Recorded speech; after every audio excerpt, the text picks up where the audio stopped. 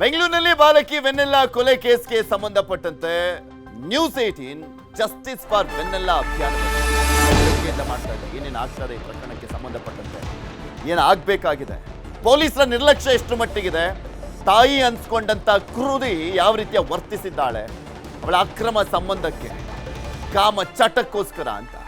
ಆರೋಪಿ ಪ್ರಿಯಾಂಕಾ ಬಂಧನ ಯಾವಾಗ ಅನ್ನುವ ಪ್ರಶ್ನೆಗೆ ಪೊಲೀಸ್ ಇಲಾಖೆ ಅದು ಯಾವಾಗ ಉತ್ತರ ಕೊಡ್ತಾರೋ ಏನೋ ಗೊತ್ತಿಲ್ಲ. ಯಾಕೆಂದ್ರೆ ಇಲ್ಲಿ ಪೊಲೀಸ್ ಇಲಾಖೆ ವೈಫಲ್ಯ ಅಂತೂ ಎದ್ದು ಕಾಣಿಸ್ತಾ ಇದೆ. ಶೇಮ್ ಆಗಬೇಕು ಆ ಪೊಲೀಸರಿಗೆ, ಸ್ಪೆಷಲಿ ಆ ಸ್ಟೇಷನ್ ಪೊಲೀಸರಿಗೆ. ಸಾಕ್ಷ್ಯ ನಾಶ ಮಾಡಿ ಕೇಸ್ ಹಳ್ಳ ಇಡಿಸುವಂತ ಯತ್ನ ಅದು.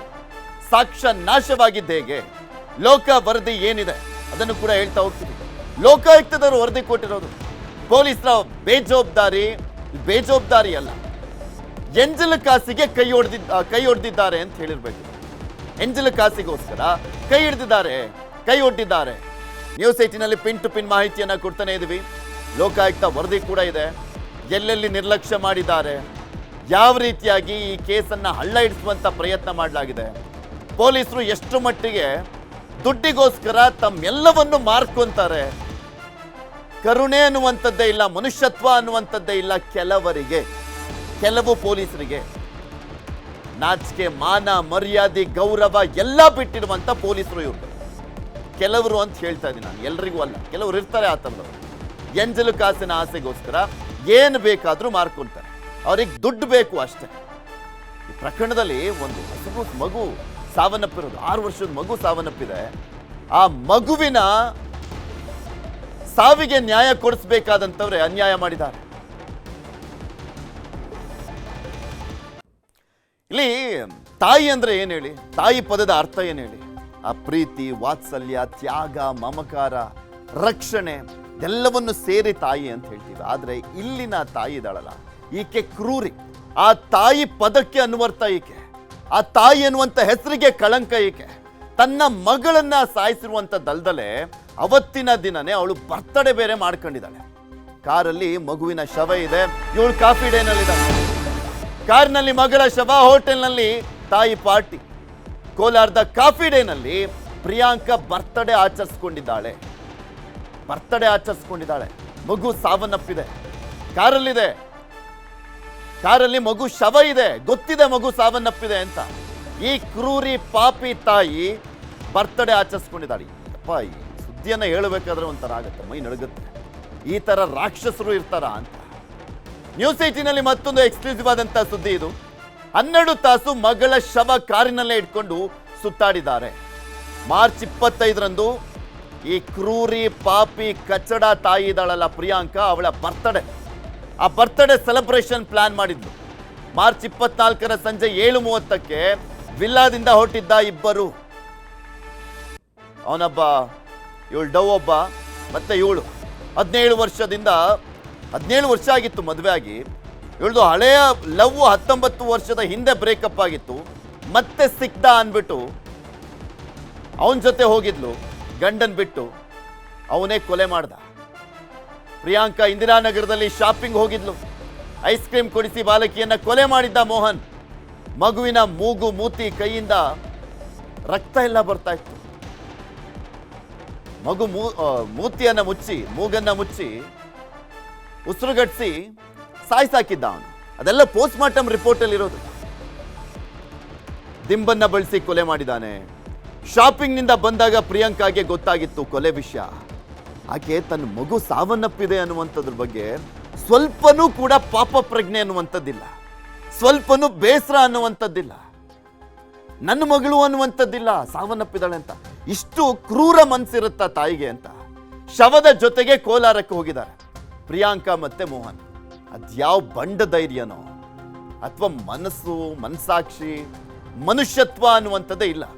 ಕೋಲಾರದ ಕಾಫಿ ಡೇನಲ್ಲಿ ಪ್ರಿಯಾಂಕಾ ಬರ್ತಡೇ ಸೆಲೆಬ್ರೇಟ್ ಮಾಡ್ಕೊಂಡಿದ್ದಾಳೆ. ರಾತ್ರಿ 2:30ರ ಸುಮಾರಿಗೆ ವಿಲ್ಲಾಗೆ ವಾಪಸ್ ಆಗಿದೆ ಈ ಜೋಡಿ. ಬೆಳಗ್ಗೆ ಶವವನ್ನ ಆಸ್ಪತ್ರೆಗೆ ಅಡ್ಮಿಟ್ ಮಾಡಿದ್ದಾಳೆ ತಾಯಿ. ನಾಡ್ಕಾಡಿದ್ದಾಳೆ ಅಲ್ಲಿ. ಬಿರಿಯಾನಿ, ಐಸ್ ಕ್ರೀಮ್ ತಿಂದುಬಿಟ್ಟು ಸಾವನ್ನಪ್ಪಿದೆ ಅಂತ ಕತೆ ಕಟ್ಟಿದ್ದಾರೆ. ಲಾಯರ್ ಅಂತ ಇವಳು. ಓದ್ಕೊಂಡು ಇದಕ್ಕೋಸ್ಕರನೇ ಓದಿಸಿದ್ದ ಅಂತ ಅವ್ರ ತಂದೆ ತಾಯಿ. ಅವ್ರು ತಮ್ಮ ತಲೆ ಮೇಲೆ ಕಲ್ಲೆ ತಾಕಬೇಕಷ್ಟೇ. ಇಂಥವ್ರು ನನ್ನ ಹೊಟ್ಟೆಲಿ ಹುಟ್ಟಿದ್ರಲ್ಲ ಅಂತ. ಇದ್ರ ಬಗ್ಗೆ ಇನ್ನಷ್ಟು ಮಾಹಿತಿಯನ್ನ ಕೊಡ್ತಾ ಹೋಗ್ತಾರೆ ನಮ್ಮ ಪ್ರತಿನಿಧಿ ಮಾದೇಶ್ ನಮ್ಮ ಜೊತೆ ನೇರ ಸಂಪರ್ಕದಲ್ಲಿ ಜಾಯ್ನ್ ಆಗಿದ್ದಾರೆ. ಮಾದೇಶಿ, ಸುದ್ದಿ ನೋಡ್ತಾ ಇದ್ರೆ ನಿಜಕ್ಕೂ ಮೈ ಜುಮ್ಮನ್ ಅನ್ಸುತ್ತೆ. ಇಂಥ ಕಚ್ಚಡ ತಾಯಿಗಳು ಕೂಡ ಇರ್ತಾರ, ಇಂಥ ಕ್ರೂರ ಮನಸ್ಥಿತಿಯ ತಾಯಿ ಅನ್ನುವಂಥವ್ರು ಇರ್ತಾರ. ಆ ತಾಯಿ ಅನ್ನುವಂಥ ಹೆಸರಿಗೆ ಕಳಂಕ ತಂದಿರುವಂಥವ್ರು. ಆ ಕಾರ್ನಲ್ಲಿ ಮಗು ಶವ ಇದೆ, ಕಾಫಿ ಡೇನಲ್ಲಿ ಬರ್ತ್ಡೇ ಸೆಲೆಬ್ರೇಟ್ ಮಾಡ್ಕೊಳ್ತಾಳೆ ಅಂದ್ರೆ ಇವಳು ಮನಸ್ಥಿತಿ ಹೇಗಿರೋಣ ಅಂತ ನಾಚಿಕೆ ಆಗ್ಬೇಕು.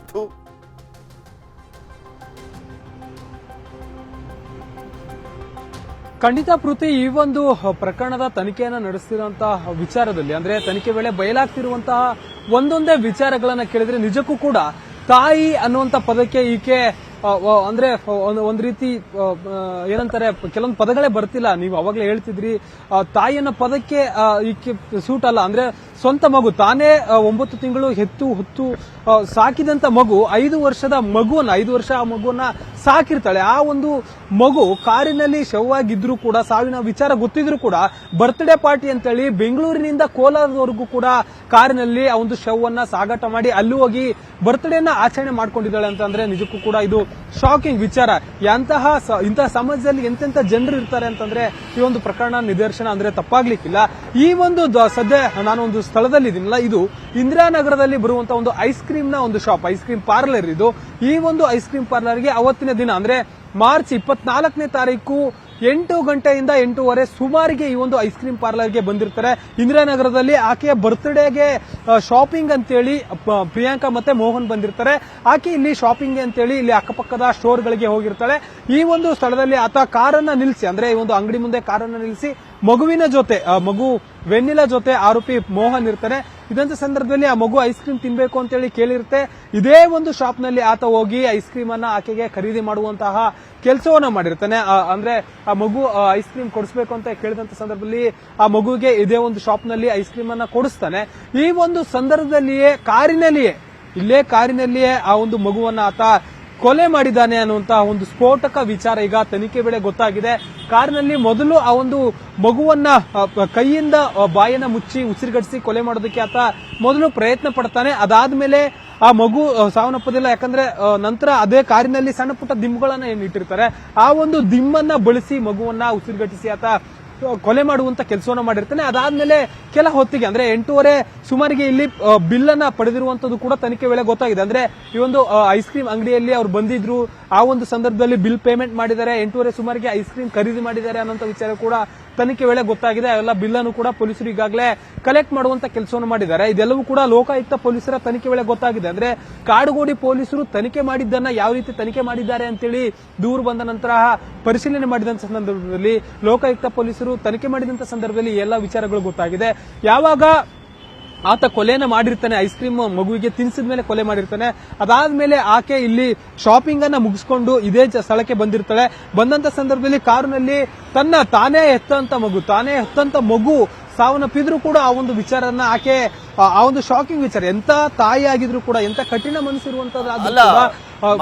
ಮೇನ್ಲಿ ನೋಡ್ತಾ ಇದ್ವಿ, ಓಕೆ ಐಸ್ ಕ್ರೀಮ್ ಪಾರ್ಲರಿಗೆ ಹೋಗಿದ್ರು, ಐಸ್ ಕ್ರೀಮ್ ಎಲ್ಲ ತಗೊಂಡೋದ್ರು. ಅದಾದ್ಮೇಲೆ ಆಕೆ ಅಂದ್ರೆ ಆ ಮಗು ಸಾವನ್ನಪ್ಪಿದ್ದು ಕೋಲಾರ ಕಾಫಿ ಡೇ ಹೋಗಿ ಬರ್ತ್ಡೇ ಸೆಲೆಬ್ರೇಟ್ ಮಾಡಿದ್ರಲ್ಲ, ಅಲ್ಲಿ ಏನಾಗಿದ್ದಂತೆ, ಅವಳ ಮನಸ್ಥಿತಿ ಹೇಗಿತ್ತು, ಅದರ ದೃಶ್ಯಾವಳಿ ಏನಾದ್ರೂ ಸಿಕ್ಕಿದೆಯಾ? ಯಾಕೆಂದ್ರೆ ಕಾರಲ್ಲಿ ಶವ ಇದೆ, ಕಾಫಿ ಡೇಲ್ ಹೋಗಿ ಇವಳು ಸೆಲೆಬ್ರೇಟ್ ಮಾಡ್ತಾಳೆ ಅಂದ್ರೆ.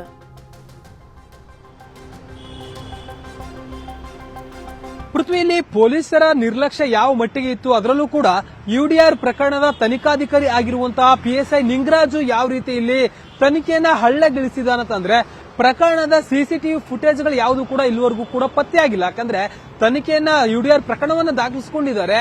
25ನೇ ತಾರೀಕೆ ಅವರಿಗೆ ಪೋಸ್ಟ್ ಮಾರ್ಟಮ್ ರಿಪೋರ್ಟ್ ಬಂದಿರುತ್ತೆ. ಆದ್ರೆ ತನಿಖೆಯನ್ನ ಸರಿಯಾಗಿ ನಡೆಸಿಲ್ಲ. ಡೇ 1 ಕೂಡ ಇಲ್ಲಿ ಪೊಲೀಸರ ನಿರ್ಲಕ್ಷ್ಯ ಹಂತದಲ್ಲೂ ಆಗಿದೆ ಅನ್ನುವಂಥದ್ದು ಲೋಕಾಯುಕ್ತ ಪೊಲೀಸರ ತನಿಖೆ ವೇಳೆ ಗೊತ್ತಾಗಿದೆ. PSI ನಿಂಗರಾಜು ಏನಿದ್ದಾನೆ, ಈತನಿಗೆ ಪ್ರಕರಣದ ತನಿಖೆ ಮಾಡುವಂತ ಸಂದರ್ಭದಲ್ಲಿ ಸರ್ಕಮ್ಸ್ಟಾನ್ಸಸ್ ಎವಿಡೆನ್ಸ್ಗಳು ಅಂದ್ರೆ ಸಾಂದರ್ಭಿಕ ಸಾಕ್ಷಿಗಳೇನನ್ನ ಕಲೆಕ್ಟ್ ಮಾಡಬೇಕು, ಅದ ಯಾವುದು ಕೂಡ ಇಲ್ಲಿ ಮಾಡಿಲ್ಲ. ಅಂದ್ರೆ ಇಲ್ಲಿಂದ ಹಿಡಿದು, ಅಂದ್ರೆ ಐಸ್ ಕ್ರೀಮ್ ಅಂಗಡಿಯಿಂದ ಹಿಡಿದು ರಾತ್ರಿ ಅವರು ಬರ್ತ್ಡೇ ಸೆಲೆಬ್ರೇಷನ್ ಅನ್ನ ಮುಗಿಸ್ಕೊಂಡು ವಿಲ್ಲಾವರೆಗೂ ಕೂಡ ಹೋಗುವಂತ ಸಂದರ್ಭದಲ್ಲಿ ಏನೆಲ್ಲ ಎವಿಡೆನ್ಸ್ ಗಳನ್ನ ಇವರು ಕಲೆಕ್ಟ್ ಮಾಡಬೇಕಾಗಿತ್ತು, ಪ್ರತಿಯೊಂದು ಕೂಡ ಅಂದ್ರೆ ಐಸ್ ಕ್ರೀಮ್ ಪಾರ್ಲರ್ ನ ಒಂದು ಸಿಸಿಟಿವಿ ಆಗಿರ್ಬೋದು, ಮತ್ತೆ ಕೋಲಾರದ ಕ್ಯಾಫೆಡೆ ಅಲ್ಲಿ ಇರುವಂತಹ ಸಿಸಿಟಿವಿ ಫುಟೇಜ್ಗಳಾಗಿದ್ದು ಇದು ಯಾವುದನ್ನು ಕೂಡ ಕಲೆಕ್ಟ್ ಮಾಡಿಲ್ಲ ಅಂತೇಳಿ ತನಿಖೆ ವೇಳೆ ಗೊತ್ತಾಗಿದೆ. ಅದಾದ್ಮೇಲೆ ಇವರು ವಿಲ್ಲಾಗೆ ಯಾವಾಗ ಎಂಟ್ರಿ ಆಗ್ತಾರೆ ಅಲ್ಲೂ ಕೂಡ ಯಾವುದೇ ರೀತಿಯಾದಂತಹ ಸಿಸಿಟಿವಿ ಫುಟೇಜ್ಗಳು ಪೊಲೀಸರಿಗೆ ಸಿಕ್ಕಿಲ್ಲ. ಯಾಕಂದ್ರೆ ತನಿಖೆ ಮಾಡುವಂತ ಸಂದರ್ಭದಲ್ಲಿ ಎಲ್ಲವನ್ನೂ ಕೂಡ ನಿರ್ಲಕ್ಷ್ಯ ಮಾಡಿದ್ದಾರೆ. ಬರೀ ತನಿಖೆ ಮಾಡ್ತಿದ್ದೀವಿ ಅಂತೇಳಿ ಆ ಪ್ರವೀಣ್ಗೆ ಹೇಳುವಂತ ಕೆಲಸವನ್ನ ಮಾಡ್ತಿದ್ರು. ಆದ್ರೆ ಫೀಲ್ಡ್ ಇಳಿದು ಅಲ್ಲಿ ಸಿಸಿಟಿವಿ ಫುಟೇಜ್ ಗಳನ್ನ ಪರಿಶೀಲನೆ ಮಾಡುವಂತದ್ದಾಗಿರ್ಬೋದು.